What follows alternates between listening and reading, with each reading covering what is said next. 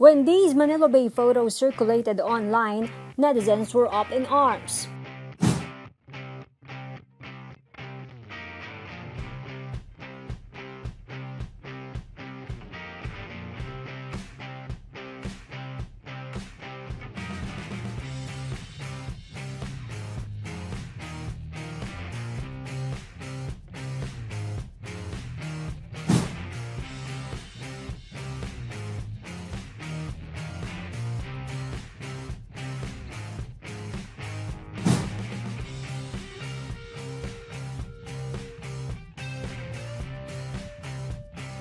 According to the Department of Environment and Natural Resources, the white sand was not being washed away.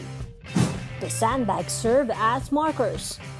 They were placed by the contractors to prevent people from walking to the dangerous and deep part of the bay.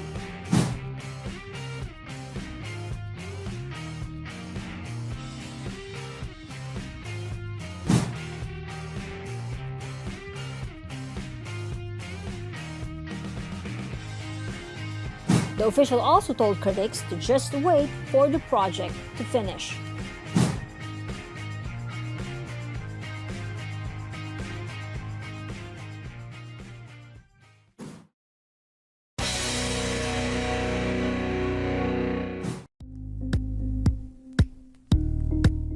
Thank you for watching Politiko TV. Please like and subscribe to our channel for more videos.